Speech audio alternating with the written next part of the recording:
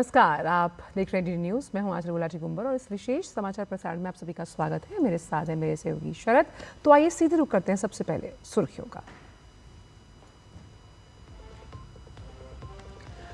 प्रधानमंत्री नरेंद्र मोदी अपने 2 देशों की सफल यात्रा के बाद स्वदेश के लिए रवाना।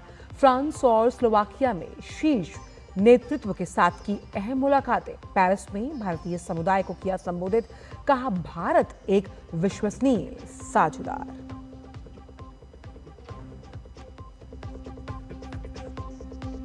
प्रधानमंत्री आज करेंगे प्रधानमंत्री विकसित भारत रोजगार योजना के तहत लगभग 2,400 करोड़ रुपए की प्रोत्साहन राशि वितरित। पहली बार रोजगार पाने वाले कर्मचारियों को मिलेगा 15,000 रुपए तक का प्रोत्साहन।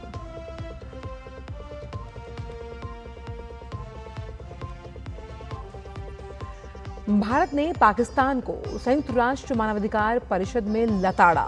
सिंधु जल संधि को बताया आज के हालात के अनुकूल नहीं, कहा जम्मू कश्मीर भारत का अभिन्न अंग था और हमेशा रहेगा।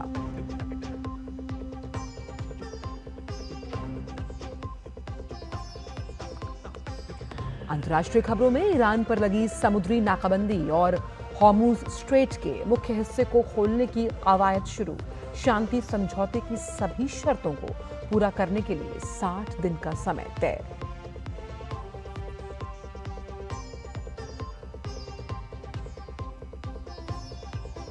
और फीफा विश्व कप में कनाडा और स्विट्जरलैंड ने दर्ज की बड़ी जीत। कनाडा ने कतर को 6-0 से और स्विट्जरलैंड ने बोस्निया को 4-1 से हराया।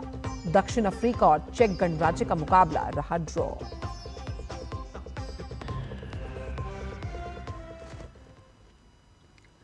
और अब जानते हैं इन सभी खबरों को विस्तार के साथ।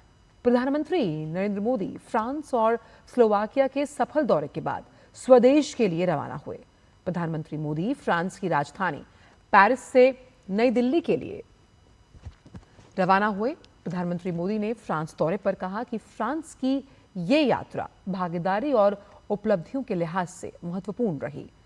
इसकी शुरुआत नीस में हुई, जहां भारत इनोवेट्स कार्यक्रम का आयोजन किया गया।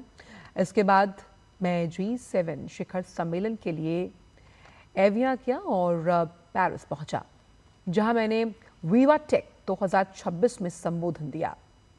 एक बड़े सामुदायिक कार्यक्रम में भाग लिया, साथ ही कई कंपनियों के मुख्य कार्यकारी अधिकारियों यानी कि CEO से मुलाकात की। साथ ही उन्होंने कहा कि वो अपने मित्र राष्ट्रपति मैक्रोन, फ्रांस सरकार और फ्रांस की जनता को उनके स्नेहपूर्ण स्वागत और आतिथ्य के लिए विशेष रूप से आभारी हैं। साथ ही उन्होंने कहा कि आने वाले समय में भारत और फ्रांस की मित्रता और भी मजबूत होगी।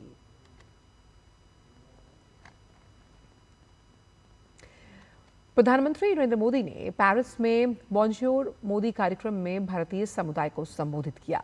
प्रधानमंत्री ने कहा कि पिछले 12 साल में भारत की जो GDP है वो दोगुनी हुई है। इसके साथ ही प्रधानमंत्री ने कहा कि भारत विश्व में एक विश्वसनीय साझेदार के रूप में उभर रहा है। उन्होंने G7 के दौरान भारत ने विश्वास आधारित साझेदारी पर भी जोर दिया। उन्होंने कहा कि ग्लोबल गवर्नेंस तभी प्रभावी होगी जब वो समावेशी होगी। प्रधानमंत्री नरेंद्र मोदी आज शाम नई दिल्ली में आयोजित एक विशेष कार्यक्रम में प्रधानमंत्री विकसित भारत रोजगार योजना के अंतर्गत लगभग 2,400 करोड़ रुपए की प्रोत्साहन राशि का वितरण करेंगे। 99,446 करोड़ रुपए के कुल खर्च वाली इस योजना का उद्देश्य 2 वर्षों में 3.5 करोड़ से ज्यादा रोजगार सृजित करने के लिए प्रोत्साहन देना है। इनमें से लगभग 1.92 करोड़ लाभार्थी पहली बार कार्यबल में प्रवेश करेंगे। वहीं इस प्रोत्साहन के माध्यम से देश भर में 15 लाख रोजगार के अवसर सृजित किए जा चुके हैं। आपको बता दें कि इस योजना का उद्देश्य श्रमिकों और नियोक्ताओं दोनों को औपचारिक यानी कि फॉर्मल इकोनॉमी में भाग लेने के लिए प्रोत्साहित करना है।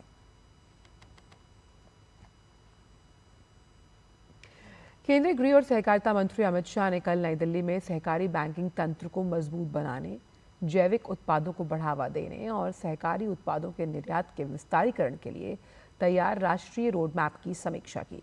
बैठक में सहकारी क्षेत्र में तकनीक के आधिकारिक उपयोग, साइबर सुरक्षा, डिजिटल भुगतान, साझा सेवा मंचों और सेवा वितरण प्रणालियों को मजबूत करने पर विशेष जोर दिया गया।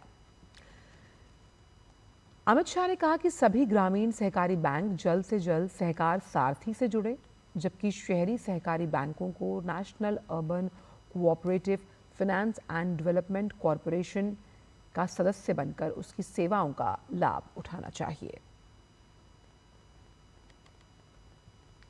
संयुक्त राष्ट्र मानवाधिकार परिषद के 62वें सत्र में भारत ने पाकिस्तान के झूठे प्रोपेगेंडा और आतंकवाद को बढ़ावा देने की नीति पर कड़ा रुख अख्तियार किया। जिनीवा में भारत के स्थायी मिशन के प्रथम सचिव अनुपमा सिंह ने राइट ऑफ रिप्लाई का इस्तेमाल करते हुए पाकिस्तान को आईना दिखाया।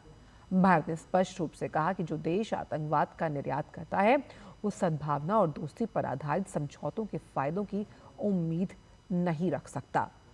इस दौरान भारत ने 1960 के सिंधु जल समझौते पर भी बड़ा बयान दिया। अनुपमा सिंह ने कहा कि यह समझौता आज के दौर की वास्तविकताओं के हिसाब से पुराना हो चुका है। उन्होंने जोर देकर कहा कि कोई भी तकनीकी समझौता हमेशा के लिए अपरिवर्तनीय नहीं हो सकता।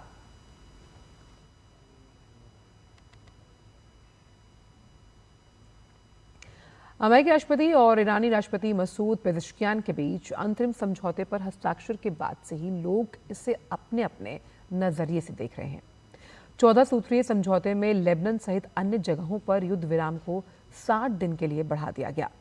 इसके साथ ही स्थायी समाधान पर बातचीत हो सके और ईरान के परमाणु कार्यक्रम जैसे मुद्दों पर चर्चा की जा सके।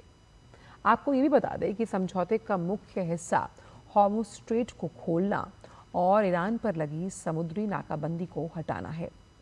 अमेरिकी उपराष्ट्रपति जेडी वेंस ने बताया कि इस पूरे मामले के लिए 60 दिन का समय तय किया गया था, जिसकी शुरुआत कल गुरुवार से हो चुकी है। साथ ही ये भी साफ किया कि वो खुद अमेरिकी टीम की अगुवाई करेंगे।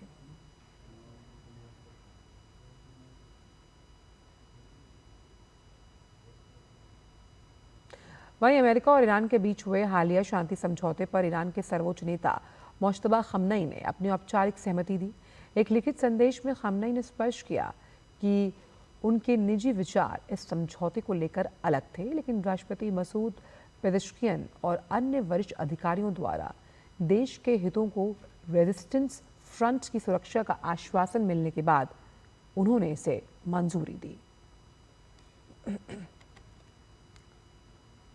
सब्स्टिट्यूट खिलाड़ी जोहान मिंजाबी की शानदार 2 गोलों की बदौलत स्विट्जरलैंड ने फीफा विश्व कप में बोस्निया हर्ज़ेगोविना को 4-1 से हराकर नॉकआउट दौर की ओर मजबूत कदम बढ़ाया। पहले हाफ के गोल रहित रहने के बाद दूसरे हाफ में आक्रामक खेल देखने को मिला। मैच के सभी गोल अंतिम 20 मिनट में हुए। 20 वर्षीय मिंजाबी ने 74वें मिनट में मैदान पर आने के महज 3 मिनट के भीतर पहला गोल दाग डाला। बोस्निया के लिए एरमिन महामिक ने कॉर्नर के बाद शानदार वॉली से एक गोल जरूर किया, लेकिन इससे मैच के परिणाम पर कोई असर नहीं पड़ा। फीफा विश्व कप में चेक गणराज्य और दक्षिण अफ्रीका के बीच खेला जा रहा मुकाबला ड्रॉ रहा। 83वें मिनट में हुए गोल की बदौलत दक्षिण अफ्रीका ने चेक गणराज्य के खिलाफ इस मुकाबले को ड्रॉ कराने में सफलता हासिल की। इस ड्रॉ से दोनों टीमों को केवल 1-1 अंक हासिल हुआ है।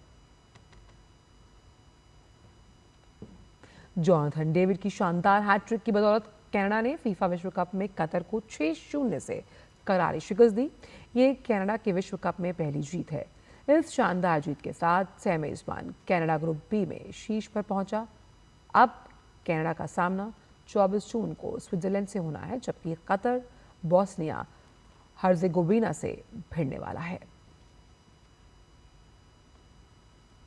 और फिलहाल इस सांकेतिक विशेष समाचार प्रसारण में इतना ही। मुझे और शर को दीजिए अनुमति। नमस्कार।